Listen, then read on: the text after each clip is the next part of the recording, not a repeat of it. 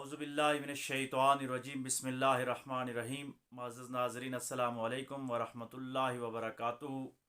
उम्मीद है आप सब खैरियत से होंगे। अल्लाह तबारक व तआला आपकी ज़िंदगियों में मज़ीद रहमतों और बरकतों का नुज़ुल फरमाए। आज हम कुरान मजीद के दूसरे सिपारे का मुख्तसर ख़ुलासा बयान करने की कोशिश करेंगे। कुरान मजीद का जो दूसरा पारा है ये भी सारे का सारा सूरतुल बकरा के ऊपर मुश्तमिल है। सूरतुल बकरा के इस हिस्से में यानी जहाँ दूसरा सिपारा शुरू होता है वहाँ पर अल्लाह तबारक व ताला सबसे पहले किबले की तब्दीली के हवाले से बात करते हैं। तहवील किबला की बात की जाती है क्योंकि मुसलमानों का जो पुराना किबला था वो बैतुल मुक़द्दस था, लेकिन बैतुल मुक़द्दस से पहले जो किबला था वो भी खाना काबा ही था। लेकिन फिर बाद में बैतुल मुक़द्दस सुलेमान अलैहिस्सलाम के दौर में ये किबला बना और फिर आका अलैहिस्सलाम का बार बार आसमान की तरफ देखना, क्योंकि यहूद ताना दिया करते थे कि अपनी शरीयत की बात करते हैं, अपने निज़ाम की बात करते हैं, लेकिन जब किबला आता है तो रुख हमारे किबले की तरफ मुँह करके नमाज़ पढ़ते हैं, यानी बनी इसराइल का किबला है उसकी तरफ रुख करके नमाज़ पढ़ते हैं। तो आका अलैहिस्सलाम के दिल में ये बात महसूस हुई और आका अलैहिस्सलाम ने दिल में ख्वाहिश की। तो अल्लाह तबारक व ताला ने कुरान मजीद में ये दूसरा सिपारा जहाँ शुरू होता है, इसको अगर पढ़ा जाए तफसील के साथ तो आपको मालूम हो जाएगा कि किबला के हवाले से मुसलमानों पे अल्लाह तबारक व ताला ने कितनी खसूसियत के साथ एक नेमत अता फरमाई है। इस किबला को अगर देखा जाए तो यूँ भी है कि एक सुप्रीम नेशन का कंसेप्ट आ गया आपके पास, कि आपके पास किताब भी अपनी, रसूल भी अपना, किबला भी अपना, यानी आप एक बेहतरीन उम्मत बना के भेजी की हो जिसमें सब कुछ आपको एक मॉडलाइज करके दिया गया है। मज़ीद तफसीर के लिए जो किबला की तहवील है इसके हवाले से एक पहले हमने प्रोग्राम किया है तकरीबन आधे घंटे का, वो हमारे यूट्यूब चैनल पे पड़ा हुआ है, आप उसको ज़रूर देख लीजिएगा। उसमें तफसील से हमने तहवील किबला के हवाले से गुफ्तगू की है। मुख्तसरन अल्लाह तबारक व ताला ये फरमा रहे हैं कि बेवकूफ़ लोग अब एतराज़ करेंगे, लेकिन अल्लाह तबारक व ताला के हुक्म पे एतराज़ करना जो होता है ये हमेशा नुकसानदेह होता है। फिर इसी में आगे अल्लाह तबारक व ताला तकवे के म्यार की बात करते हैं कि तकवा ये नहीं कि तुम मशरक़ की तरफ रुख करके नमाज़ पढ़ो या मगरब की तरफ रुख करके पढ़ो, बल्कि तकवा तो यह है कि अल्लाह का खौफ हो, अल्लाह का डर हो। यानी मुसलमान के लिए रुख और जहत मुतय्यन नहीं होती, मुसलमान के लिए अल्लाह और उसके रसूल सल्लल्लाहु अलैहि वसल्लम की रज़ा इम्पॉर्टेंट होती है। तो तकवे का म्यार अल्लाह तबारक व ताला तहवील किबला के बाद तफसील के साथ इरशाद फरमा रहे हैं।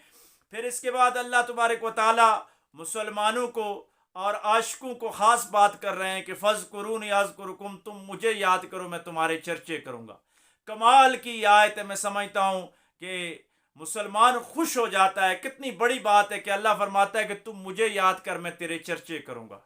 तो इमाम शाफ़ी रहमतुल्लाह अलैह ने तो इसकी तफसीर में कमाल बात की। आप कहते हैं कि अल्लाह फरमाता है कि तू सेहत के अय्याम में मुझे याद कर, फिर जब तू बीमार हो जाएगा तो तुझे मैं याद करूँगा। तंगदस्ती के अय्याम में मैं तुझे याद करूँगा, अगर तूने फरागी के अय्याम में मुझे याद किया होगा। तू अपनी मखसूस ज़िंदगी के अंदर याद कर जो तेरी ज़िंदगी है। फिर अल्लाह तबारक व ताला हय्यु क़य्यूम है, वो हमेशा ज़िंदा और जावेद रहने वाला है, वो हमेशा तेरा चर्चा करेगा। और तारीख़ शाहिद है, कुरान मजीद की शायद की अमली तफसीर हो रही है कि जिन लोगों ने भी अल्लाह के ज़िक्र को बुलंद किया, इसमें अल्लाह के ज़िक्र से मुराद अल्लाह और उसके रसूल सल्लल्लाहु अलैहि वसल्लम का निज़ाम भी है। वो फलाई निज़ाम हो, वो रियासती निज़ाम हो, वो माशी निज़ाम हो, वो माशरती निज़ाम हो। कोई भी बंदा इस्लाम की सरबलंदी के लिए काम कर रहा है तो अल्लाह को याद कर रहा है, अल्लाह का ज़िक्र बुलंद कर रहा है। लेकिन सूफिया एक ख़ास टर्म यूज़ करते हैं और यह हकीकत में ऐसी बात है कि अल्लाह फरमाता है कि वाला ज़िक्रुल्लाह अकबर, के मेरा ज़िक्र जो है सबसे बड़ी चीज़ है। सब मामलात आप करें इस्लाम के, लेकिन ज़िक्र जो है ये इबादत की रूह है। ज़िक्र के बगैर इंसान कामिल नहीं हो सकता और मोमिन कामिल नहीं हो सकता।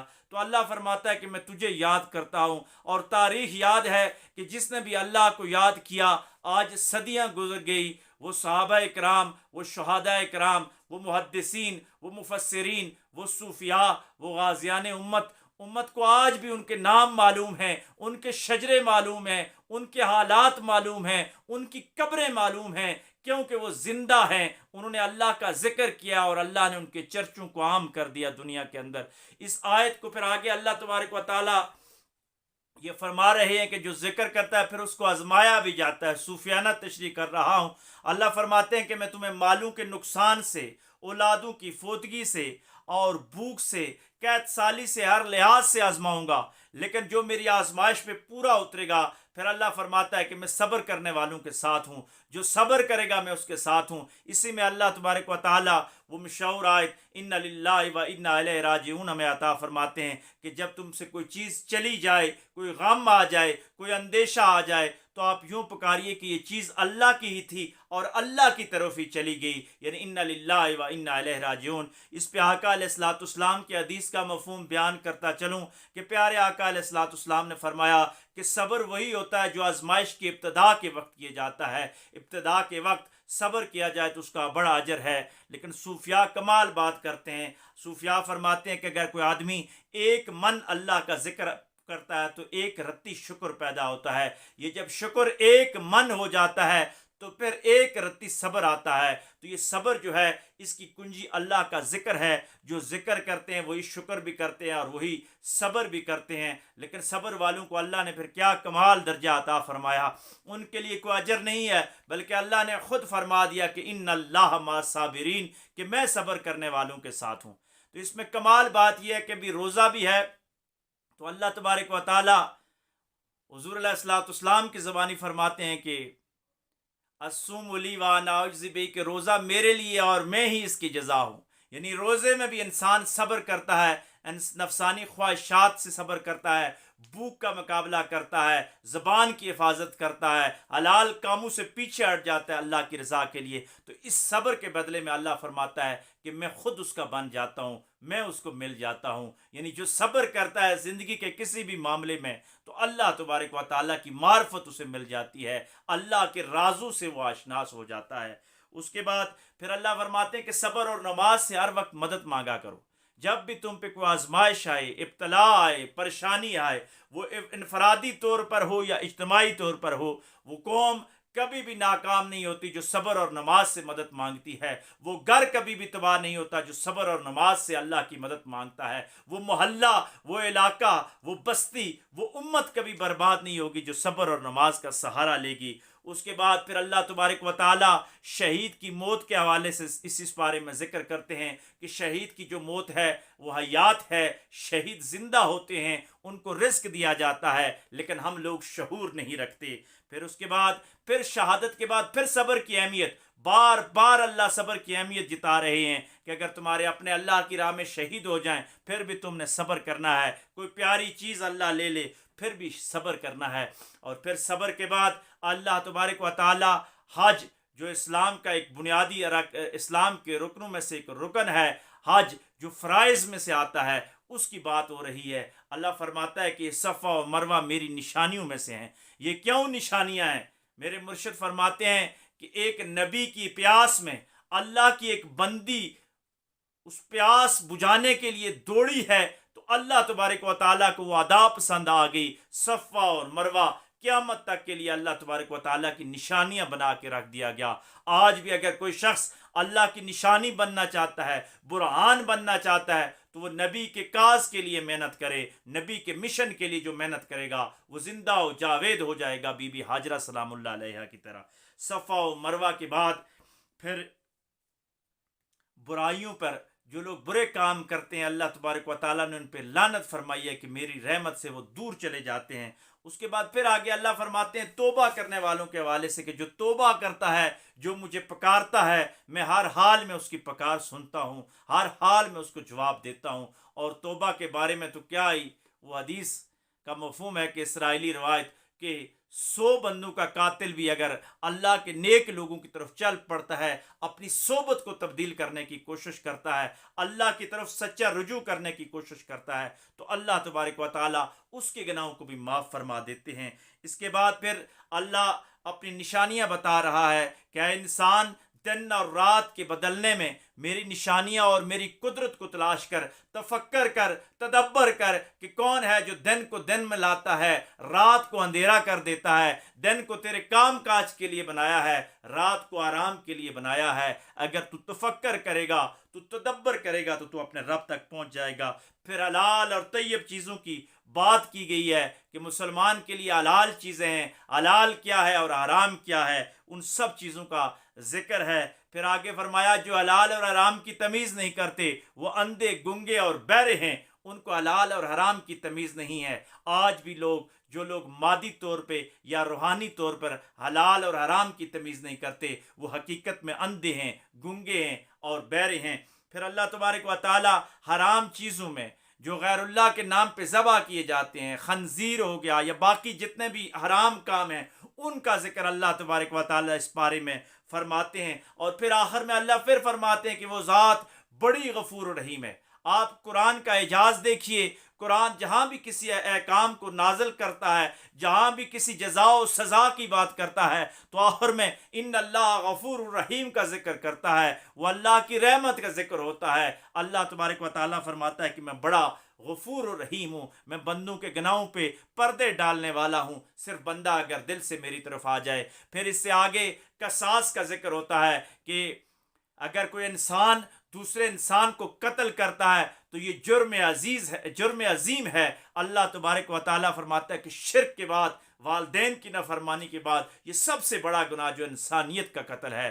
ایک انسان کا قتل پوری انسانیت کا قتل قرار دیا گیا ہے، کیونکہ اللہ فرماتا ہے کہ یہ مخلوق میرا کنبہ ہے، اور جو اللہ کے کنبے کو قتل کرتا ہے، اللہ کے کنبے کو ذبح کرتا ہے، وہ بڑے ہی عذاب کا مستحق ہے۔ اللہ فرماتا ہے کہ آخرت میں تو جو عذاب ہوگا وہ ہوگا ہی، لیکن دنیا میں جو سربراہان حکومت ہیں، جو عدالتی نظام کے جو پہرے دار ہیں، جو قاضی ہیں، جو جج ہیں، ان کو اللہ تبارک و تعالیٰ نے یہ روٹ میپ دیا، یہ نظام دیا ہے کہ اگر کسی نے دنیا میں کسی کی آنکھ لی تو بدلے میں اس کی آنکھ لی جائے، کسی نے کان لیا اس کا کان لیا جائے، کسی نے کسی کا ہاتھ کاٹا بدلے میں اس کا ہاتھ کاٹا جائے، کسی نے کسی کی جان لی، کسی کو قتل کیا تو بدلے میں اس کو قتل کر دیا جائے۔ آگے اللہ فرماتا ہے کہ پریشان نہ ہونا، یہ قصاص میں، یہ حقیقت میں زندگی ہے، کیونکہ قصاص جس معاشرے میں رائج ہو جاتی ہے وہاں پہ جرائم ختم ہو جاتے ہیں، لوگ جرم کرنے سے ڈر جاتے ہیں، بچ جاتے ہیں۔ آج بھی چند اسلامی ممالک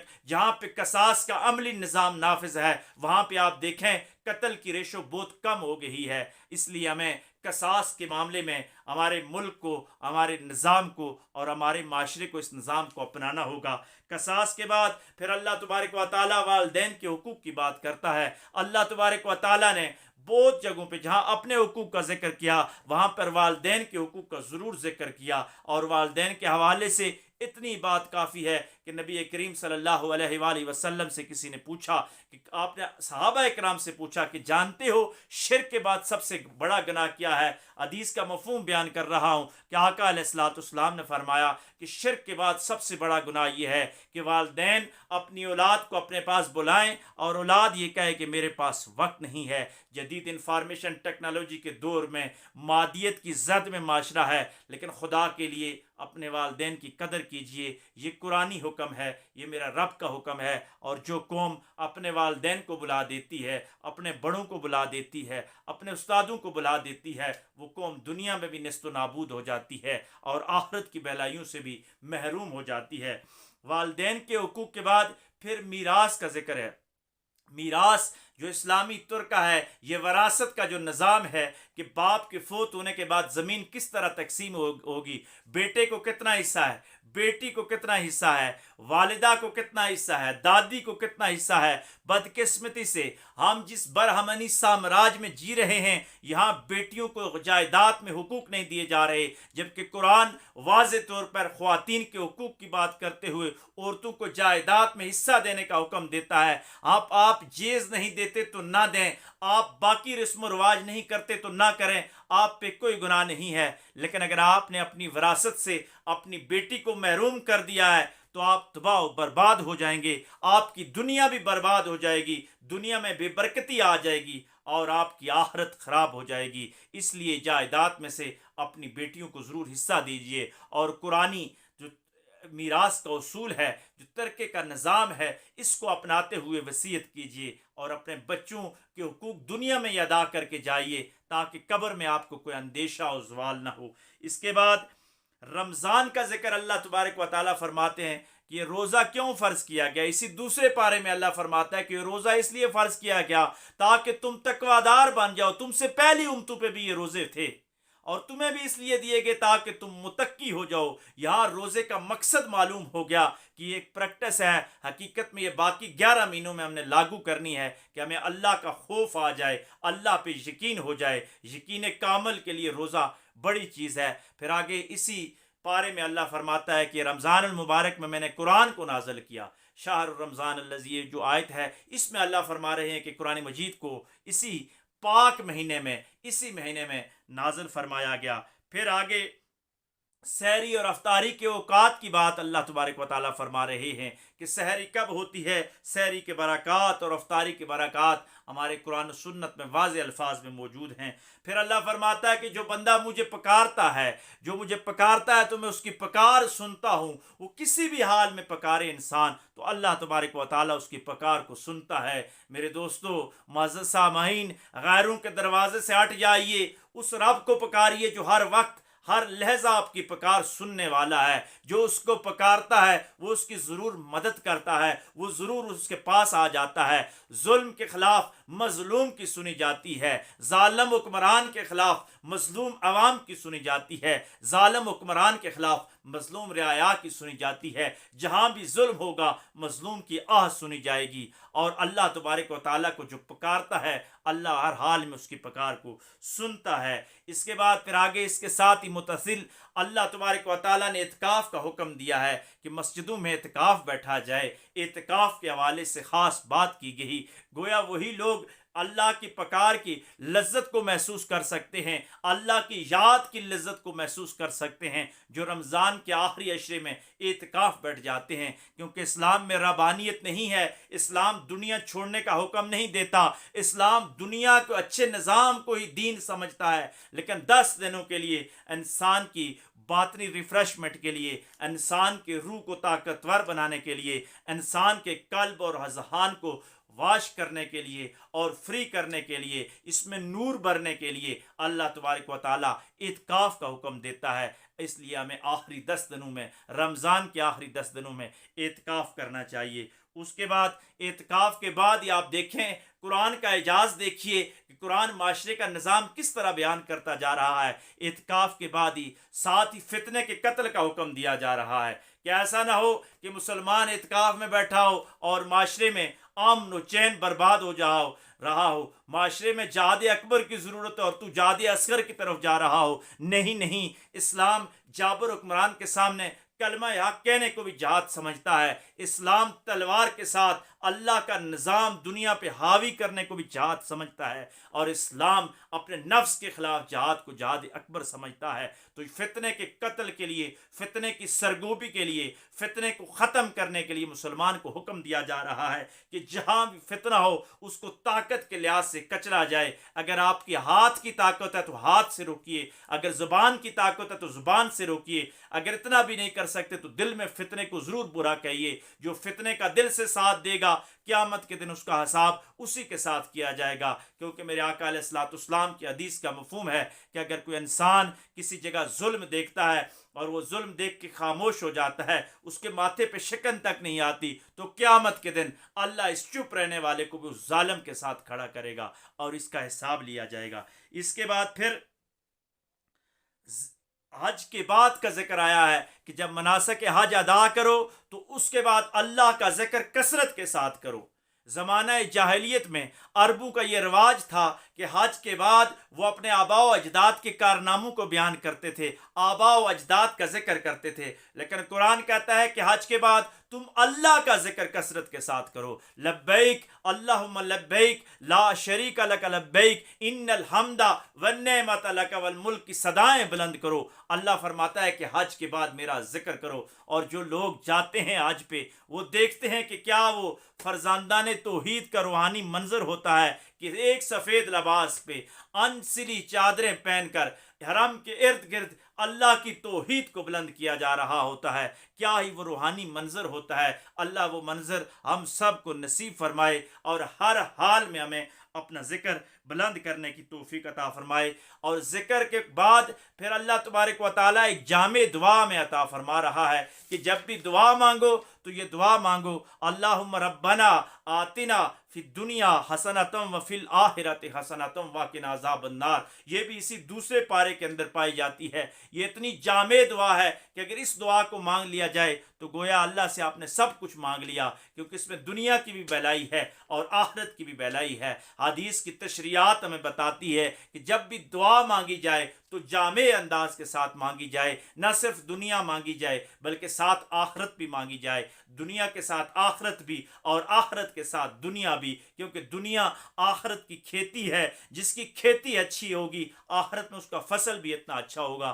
آپ دنیا بھی اپنے رب سے مانگیں، دین بھی اپنے رب سے مانگیں، آخرت بھی اپنے رب سے مانگیں، بس یہ مانگتے جائیں یہ دعا، اور یہ دعا بڑی کامل دعا ہے۔ اس کے بعد پھر اگلی آیات میں اللہ تبارک و تعالی مسلمانوں کو حکم دے رہے ہیں کہ ادخلوا فی السلم کافہ، اسلام کے اندر پورے کے پورے داخل ہو جاؤ۔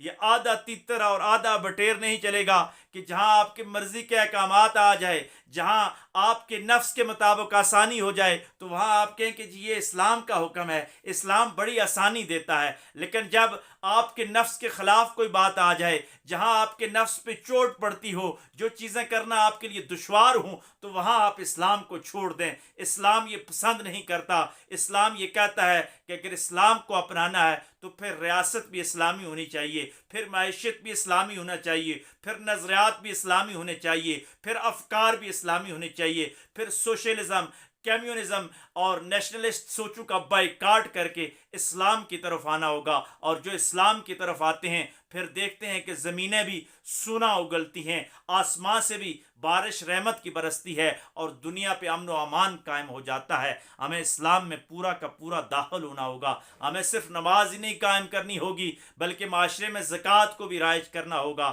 ہمیں صرف نفلی روزے ہی نہیں رکھنے ہوں گے بلکہ فرض روزوں کے ساتھ ساتھ ظلم کی سرگوبی کے لیے میدان میں بھی آنا ہوگا۔ اسلام ادخلوا فی السلم کافہ کہہ کر اپنے پورے کا پورا نظام ہمیں دے رہا ہے، اور اس کے ساتھ ہی پھر آگے شیطان کے راستے پہ چلنے سے انکار کرنے کا حکم دے رہا ہے کہ یہ طاغوت کا راستہ، یہ سمراج کا راستہ، یہ نفس کا راستہ، یہ حقیقت میں شیطان کے راستے ہیں۔ شیطان سامراج کا بھی مرشد ہے، شیطان طاغوت ہے، شیطان نفس کا بھی مرشد ہے۔ شیطان کے راستے پہ کبھی نہ چلنا، آپ رحمان کے راستے پہ چلتے جائیے، اللہ تبارک و تعالیٰ آپ کو کامیاب فرما دے گا۔ آگے اللہ تبارک و تعالیٰ اپنی مدد کی بات کرتے ہیں کہ جو شیطان کے راستے میں کھڑے ہو جاتے ہیں، شیطان کے خلاف چلتے ہیں، اللہ تبارک و تعالیٰ ان کی ضرور مدد کرتا ہے۔ اللہ اپنی مدد کے ساتھ ہی پھر خرچ کرنے کا حکم دیتا ہے کہ جو رزق میں نے تمہیں دیا ہے اس کو خرچ کرو، ہر حال میں خرچ کرو۔ آپ خرچ کرتے جاؤ گے تو بڑھتا جائے گا۔ جس طرح درخت کی شاخ تراشی ہوتی ہے تو نئی کونپلیں آتی ہیں، اس طرح جب زکوٰۃ فرض ہو جائے اللہ کی راہ میں دے دیں، گویا آپ اپنے مال کی شاخ تراشی کر رہے ہیں، یہ ڈبل ٹرپل ہو کر آپ کو ملے گا۔ صرف رزق سے مراد مال ہی نہیں بلکہ اگر آپ کو اللہ تبارک و تعالیٰ نے علم دیا ہے تو آپ علم کو تقسیم کرتے جائیں۔ جب آپ علم تقسیم کریں گے تو وہ بھی آپ رزق تقسیم کر رہے ہیں۔ آپ لوگوں کو کھانا دے رہے ہیں تب بھی آپ رزق تقسیم کر رہے ہیں۔ آپ اگر کھانا پکا کے دے رہے ہیں، کسی کی پیاس بجھا رہے ہیں، کسی کے کاموں میں تگ و دو کر رہے ہیں، کوئی خیر کی بات آگے پھیلا رہے ہیں، یہ جتنے بھی کام ہیں یہ سارے کے سارے رزق میں آتے ہیں۔ اللہ فرماتا ہے کہ اس رزق کو اللہ کی راہ میں ضرور خرچ کیجئے گا۔ اور پھر رزق کے اللہ تبارک و تعالیٰ نے مصارف بھی بتا دیے کہ کہاں سب سے پہلے اپنے والدین پہ خرچ کرنا ہے، پھر اپنے اقربا پہ خرچ کرنا ہے، پھر یتاما پہ، پھر مساکین پہ، یعنی اپنے قریبی رشتہ داروں کا، بلڈ ریلیشن کا پہلے خیال رکھا گیا ہے۔ ایسا نہ ہو کہ آپ کے صدقات اور خیرات اخباروں کی زینت تو بنتے ہوں، سوشل میڈیا کی زینت تو بنتے ہوں، لیکن آپ کے اپنے رشتہ دار ان سے محروم ہو رہے ہوں۔ اگر ہم اپنے زکوٰۃ صدقات کو اپنے رشتہ داروں پہ دینا شروع کر دیں تو ہمارے معاشرے سے غربت ختم ہو جائے، ہمارے رشتہ داروں میں سے غربت ختم ہو جائے، اس کے بعد پھر قریبی رشتہ داروں کے بعد پھر یتیم، پھر مسکین، اس طرح اس پروٹوکول کے ساتھ آپ نے صدقات دینے ہیں۔ یہ قرآنی حکم ہے، اور قرآنی حکم کو فالو کرتے ہی جو زکوٰۃ اور صدقات اور چیریٹی کرتے ہیں یقیناً وہی خوش بخت لوگ ہوا کرتے ہیں۔ اس کے بعد پھر شراب کی حرمت اللہ تبارک و تعالیٰ نے اسی دوسرے پارے میں ذکر کی. جس طرح میں نے پہلے ذکر کیا تھا یہ مدنی صورت ہے، اس میں ریاستی معاملات، سماجی معاملات اور معاشرتی معاملات کی بات ہو رہی ہے. تو شراب کی حرمت کا ذکر کیا گیا کہ شراب قطعاً حرام ہے، یہ کسی صورت میں بھی مسلمان کے لیے جائز نہیں ہے. میرے آقا علیہ الصلوۃ والسلام نے اس کو ام الخبائث کہا ہے، یہ برائیوں کی جڑ ہے. یاد رکھیے گا جو بندہ شراب پیتا ہے وہ کوئی بھی برائی کر سکتا ہے، اس لیے ہمیں ہر حال میں شراب سے بچنا ہوگا. شراب کے بعد پھر مشرکین کے ساتھ نکاح کی حرمت بیان کی گئی ہے کہ جو مشرک لوگ ہیں، جو شرک کرتے ہیں، جو اللہ کی ذات، اللہ کی صفات میں کسی کو شریک ٹھہراتے ہیں، تو ان کے ساتھ مسلمان کا نکاح جائز نہیں ہے. مسلمان توحید والے کے ساتھ نکاح کر سکتا ہے، مسلمان مشرک کے ساتھ نہیں نکاح کر سکتا. یعنی مشرک عورت ہو یا مشرک مرد ہو، مسلمان کے لیے اس کے ساتھ نکاح کسی صورت میں بھی جائز نہیں ہے. پھر دیکھیں سماجی معاملات کی بات یہ قرآن کس انداز کے ساتھ کرتا ہے. یہ جہاں ریاستی معاملات کی بات کرتا ہے، سماجی معاملات کی بات کرتا ہے، معاشرتی تعلقات کی بات کرتا ہے، وہاں انسان کی اپنی ذاتی معاملات کی بھی بات کرتا ہے. اس کے ساتھ ہی متصل آیت میں حیض و نفاس کا ذکر ہے کہ عورتوں کو جو مخصوص ایام آتے ہیں ان کے ساتھ کس طرح ہینڈل کیا جائے. نماز میں اس میں کیا حکم ہے، روزے کا کیا حکم ہے، باقی معاملات کیا ہیں. مرد نے اپنی بیوی کے ساتھ ان دنوں میں ہم بستری نہیں کرنی، اس کو اسپیشل ٹریٹ کرنا ہے کیونکہ وہ بیماری کے ایام میں ہوتی ہے. تو یہ دیکھیں قرآن کا یہ اعجاز ہے کہ قرآن چھوٹی چھوٹی باتوں کو بھی بڑے واضح انداز کے ساتھ بیان کر رہا ہے. حیض و نفاس کے ساتھ ہی پھر پاک رہنے والوں کی اور توبہ کرنے والوں کی اللہ صفت بیان کر رہا ہے کہ جو لوگ پاک رہتے ہیں، پاک بازوں کو اللہ پسند کرتا ہے، اور جو توبہ کرتے رہتے ہیں ان کو پسند کرتا ہے. یعنی حیض و نفاس کے بعد بھی جب پاکی آ جائے تو غسل کر کے جلدی پاک ہو جانا چاہیے. جب آپ ہم بستری کریں تو اس کے بعد بھی فوراً آپ کو جلد از جلد پاک ہو جانا چاہیے. پاک صاف رہنے والوں کو اللہ بہت پسند کرتا ہے کیونکہ صفائی نصف ایمان ہے. وہ ظاہر کی صفائی ہو، وہ جسم کی صفائی ہو، جسم کے اندرونی اعضاء کی صفائی ہو، یا باطن کی صفائی ہو، روح کی صفائی ہو، ذہن کی صفائی ہو، قلب کی صفائی ہو. صفائی ہی نصف ایمان ہے. جب آپ کا قلب صاف ہو جائے گا، آپ کا جسم صاف ہو جائے گا، آپ کا ذہن صاف ہو جائے گا تو آدھا اسلام آپ کے اندر داخل ہو جائے گا. اس کے بعد پاک صاف رہنے کے بعد پھر طلاق کے معاملے کو اسلام ایک سوشل کنٹریکٹ کی بات کر رہا ہے. جس طرح نکاح کے ساتھ دو خاندان آپس میں جڑ جاتے ہیں، اگر ان کی آپس میں نباہ نہیں ہو سکتا، علیحدگی والے معاملات ہوتے ہیں، تو طلاق کو اسلام نے حلال قرار دیا. لیکن حلال چیزوں میں ناپسندیدہ اس لیے کہ اس سے رشتے ٹوٹ جاتے ہیں، گھرانے ٹوٹ جاتے ہیں، بچوں کا نقصان ہوتا ہے. اسلام اگلی آیات میں طلاق کے معاملات کو بڑی وضاحت کے ساتھ بیان کر رہا ہے. طلاق کے معاملات کے ساتھ ہی پھر آگے دودھ پلانے کا حکم دے رہا ہے کہ عورت جب بچے کو جنتی ہے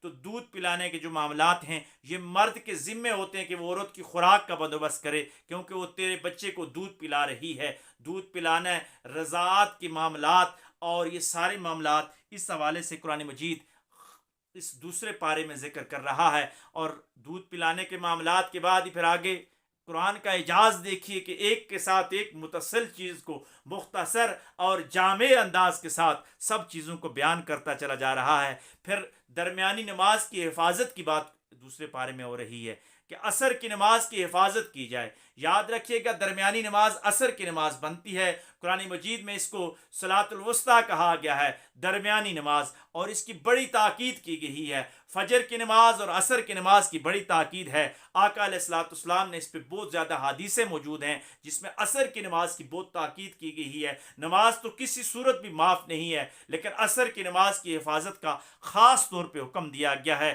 اس لیے عصر کی نماز ضرور پڑھنی چاہیے. اور اب تو جدید سائنس بھی یہ کہہ رہی ہے کہ عصر کی نماز کے بعد سونا نہیں چاہیے، عصر سے مغرب تک چہل قدمی کرنی چاہیے، اللہ تبارک و تعالیٰ کا ذکر کرنا چاہیے.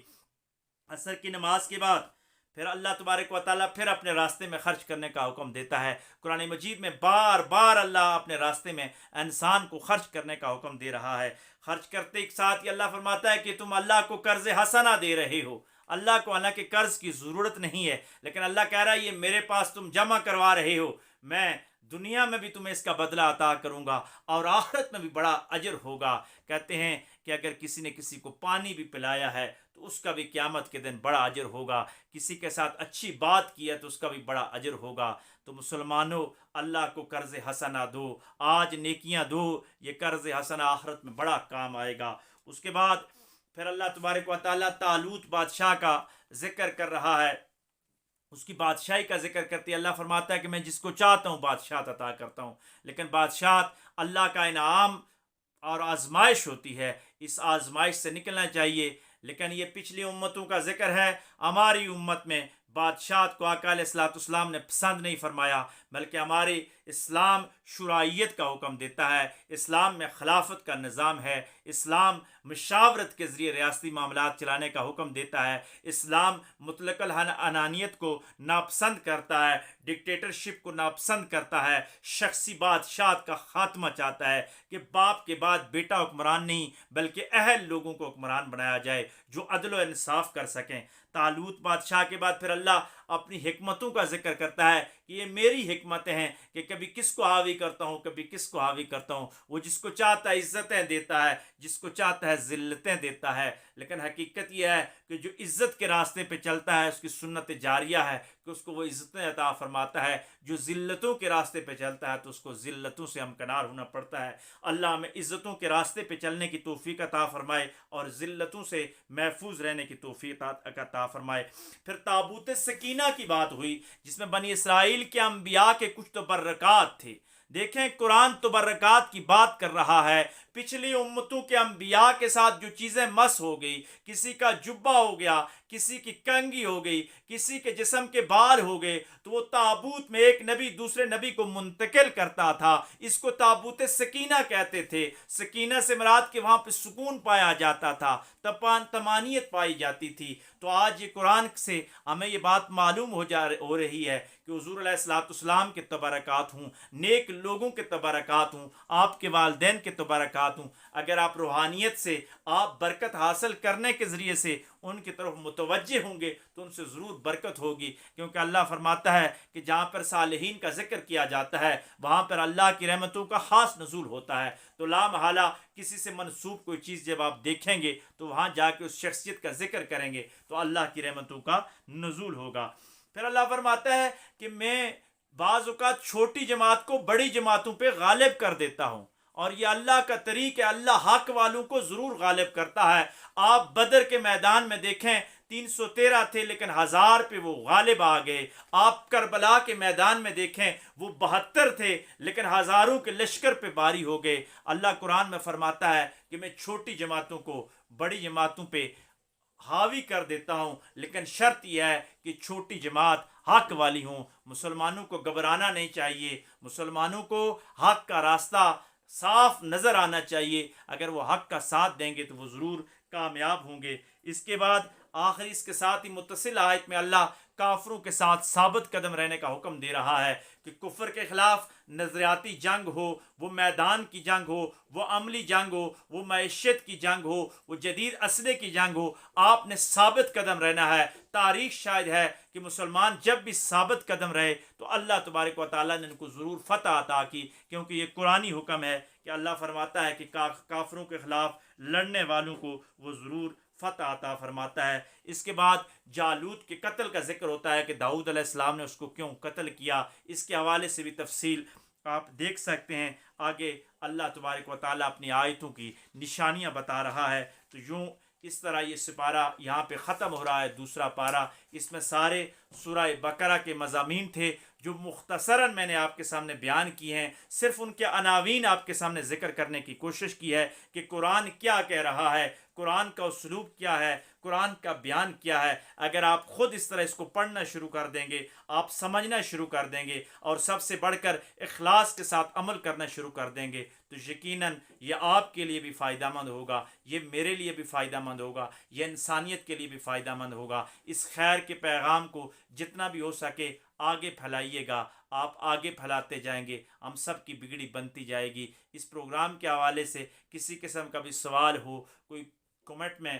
آپ کر سکتے ہیں، پوچھ سکتے ہیں. میرے پرسنل نمبرز پہ، ای میل پہ آپ جا کے سوال پوچھ سکتے ہیں. اللہ تبارک و تعالی ہم سب کا حامی و ناصر ہو. جو اچھی باتیں ہوئی اللہ تبارک و تعالی ان کو قبول فرمائے، اور اگر کوئی ہم سے کمی، کوتاہی یا غلط بات ہوگی تو اللہ تبارک و تعالی ہم سب کو معاف فرمائے. وآخر دعوانا ان الحمد للہ رب العالمین.